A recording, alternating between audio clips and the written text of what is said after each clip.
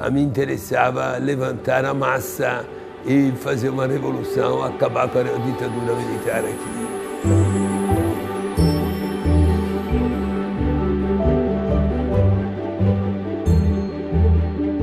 Eu, lá pelos 20 anos, comecei a ter uma visão social, assim, aos poucos.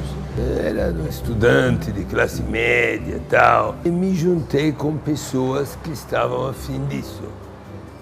Entre elas, tinha 2 brasileiros que estavam morando lá na Itália, estudando, e iam voltar para o Brasil daí 1 ano, 2. Eu me juntei com ele e tal, gostei do Brasil, assim, por ouvir falar. E ele falou, vamos para o Brasil ano que vem? Vamos embora, vamos embora. Eu resolvi vir. E vim para ficar 3 meses como turista. Que turista, coisa nenhuma. Na hora eu gostei e resolvi ficar aqui. Ficar aqui nesse Brasil que era uma miséria infinita. Estávamos numa desgraça de uma ditadura militar que tinha começado 1 ano antes que eu chegasse. Nós começamos a falar mal da ditadura, evidentemente, e da situação do povo, e começamos a nos organizar em grupinho. E a primeira coisa que tínhamos que fazer era se juntar com os operários, com a classe trabalhadora. Comecei a ser operário, e que operário de quê? Tinha que ser metalúrgico. Para ser um revolucionário, para chegar lá, tínhamos que ser metalúrgico. Essa era a visão daquela época. Aos poucos me tornei um metalúrgico, e como metalúrgico, o que nós fazíamos?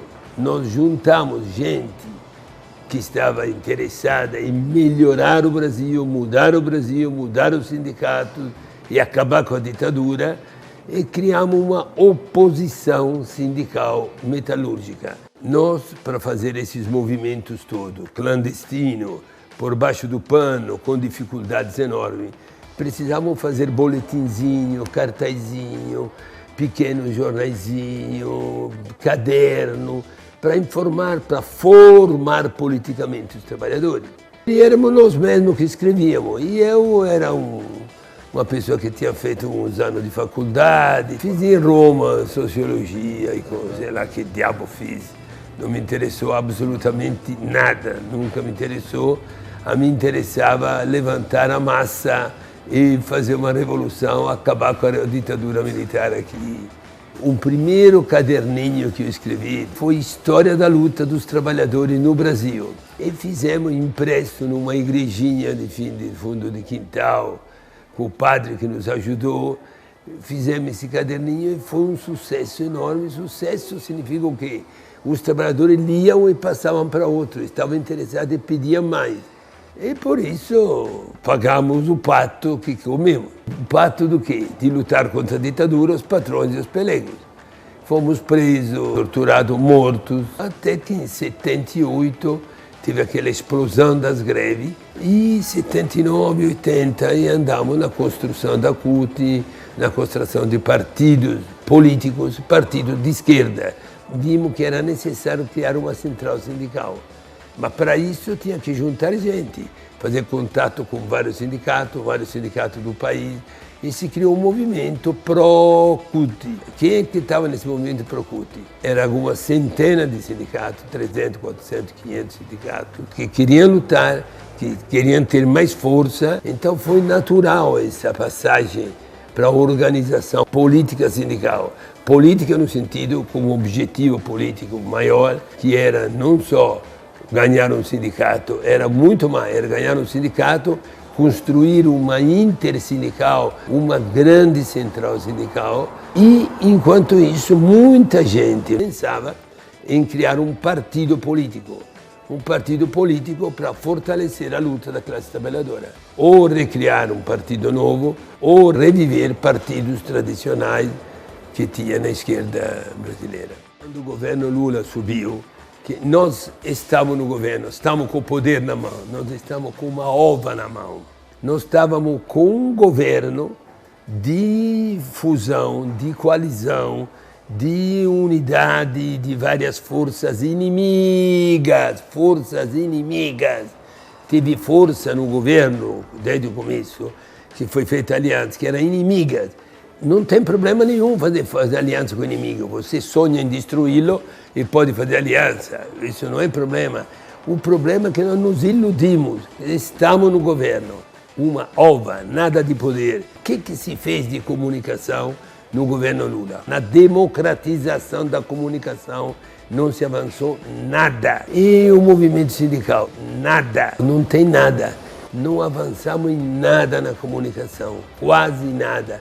Se avançou alguma coisa com os pontos de cultura, alguma coisinha assim, na época do Onça, 4, 5, 6 anos atrás.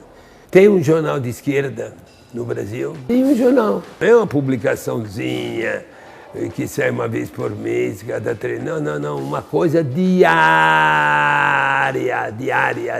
Tivemos o Jornal Diário 1919, a Plebe, em São Paulo.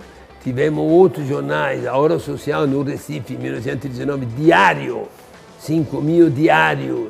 Era proibido, dane-se, tinha do mesmo jeito. Nós temos que ter um jornal de 500.000, de 1 milhão, e tem dinheiro para isso, tem condições disso. A culpa é nossa que nós não nos mobilizamos para ir na frente do governo, 100 mil, 200 mil, 300 mil, queremos jornal, queremos apoio ao jornal, apoio declarado, claro, um jornal público.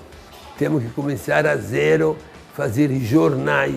Ah, mas hoje jornal não é só jornal, claro, é jornal, internet, Facebook, é Twitter, os cambal, todos os instrumentos temos que usar, todos, como a burguesia usa. Ela usa, então nós também temos que usar a mesma coisa. Tem uma parcela da população que tem muito mais condições de se informar do que 20 anos atrás. Através de todos os meios eletrônicos que estão aí, aparece um todo dia.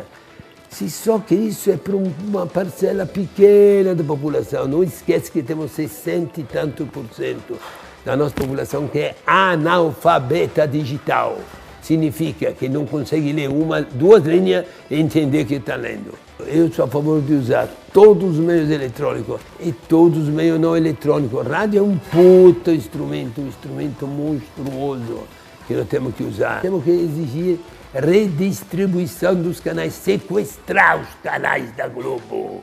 Porque se iludir que com o seu Facebook, com o seu blog, com o seu negócio, você vai fazer a cabeça de quem quer. Nós temos que fazer um enorme esforço para democratizar, para expandir a nossa rede de comunicação. E como expandir? Exigir democratização, dinheiro público, mas não é dinheiro de sacanagem, não é dinheiro dado para um deputadinho, uma coisa assim, para um vereadorzinho. É dinheiro oficial, esse é o dinheiro do Paraná, que é destinado à comunicação comunitária. Como é que é a comunicação comunitária? Tem que ser assim, ok. Preenche as condições, essa pode concorrer, a outra não. Acabou, uma coisa séria. Então a comunicação nossa está muito mal, a necessidade de uma comunicação democrática e na mão dos trabalhadores. Sim, gostei. Eu gosto de dizer o que eu penso. Tá bom? Valeu, Vitor. Falou, gente.